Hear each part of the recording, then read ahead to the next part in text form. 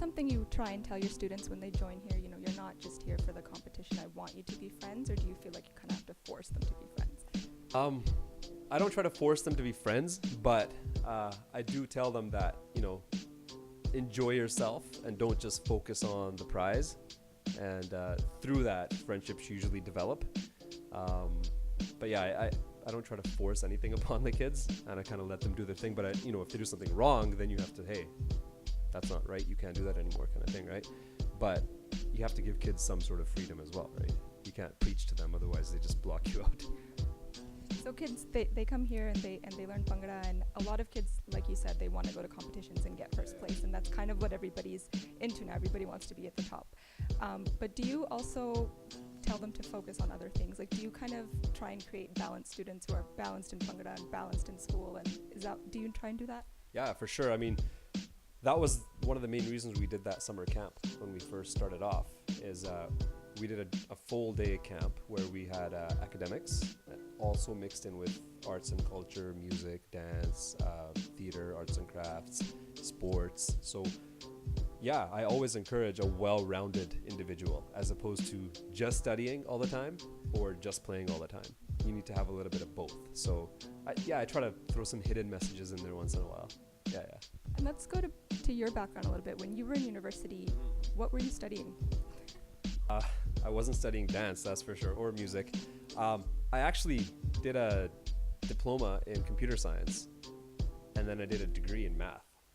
So I don't know what the heck I'm doing with those degrees now, but I basically just count to 8 over and over again. That's about the only math I really do, but I'm just kidding. I've got a lot of experience with numbers, so when it comes time to make budgets and stuff like that for a lot of the shows that we do, we produce a lot of theater.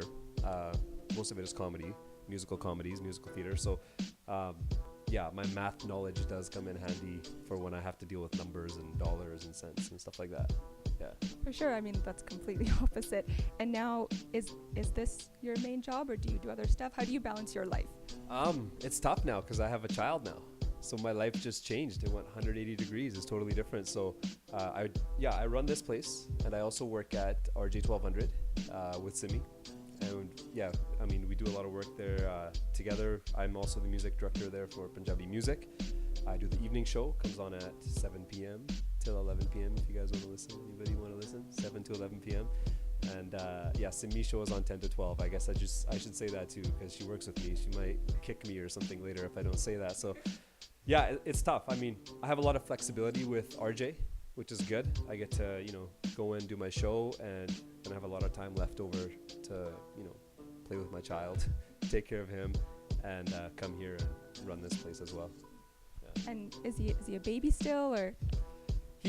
I guess he's still a baby. He's a toddler. He's 16 months old, so about a year and a half.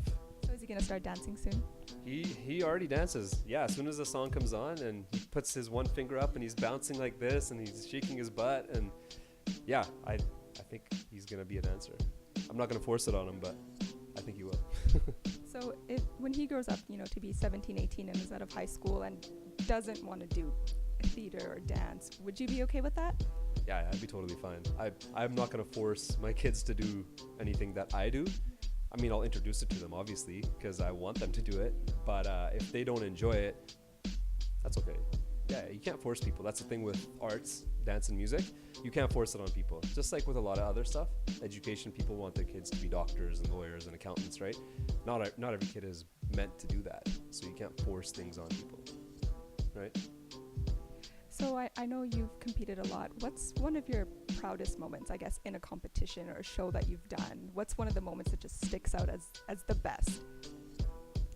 There's so many, but if I had to pick one, I think it would be the first time we went to this competition in LA called Bruin Bhangra. It's put on by UCLA, the students there, and the UCLA mascot is the Bruin. That's their name, the UCLA Bruins. So it's called Bruin Bhangra. I think it was in 2002, maybe 2003. My memory's a little bit foggy now, I'm getting old. But in this competition, we were hyped up as this big team, Vibe, is coming to Bruin. They're crazy. And then there was this other team that was starting out around that time called Khalsa Junction. I don't know if you follow the Bhangra scene. You might have heard of them, you might not have. But all guys, really desi, cool guys, and everyone thought, yeah, they're gonna win. Casa Junction is gonna take this competition, and so we were excited. They were excited to see each other, and all the teams performed one after another. We were sitting there. They were sitting there watching all the other teams, and then our turn came up near the end. And up until that point, the crowd had been okay. They were clapping a little bit, nothing too crazy. And once our performance started, right off the bat, the crowd was really, really into it. And with about 3 minutes left in our performance, there was a part where we all went off stage, and then we came back on. And when we came back on stage, the crowd just erupted. Everybody was standing on their feet. We had a standing ovation. We still had 3 minutes left to go in our performance. So we were basically getting a standing ovation for the last 3 minutes of our performance. Even the judges were standing, applauding.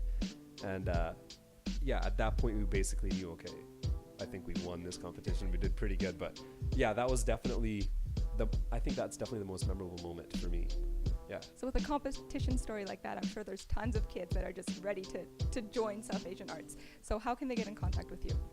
They can check our website. I know a lot of kids' parents use websites these days. So it's www.southasianarts.ca.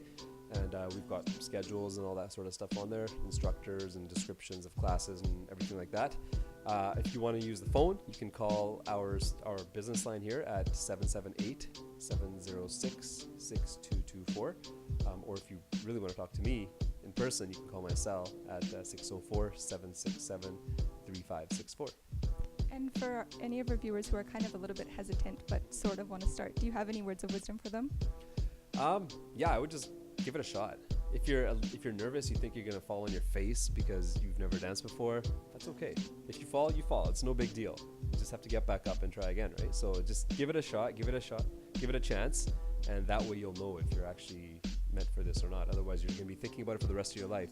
Like, oh man, I should have asked that girl out in high school, or I should have taken that trip to Montreal, or whatever, right? So just give it a shot. Great. Well, thank you so much for speaking with me today, and I wish you all the best in the future. No problem. Thank you for, again, having me on the show.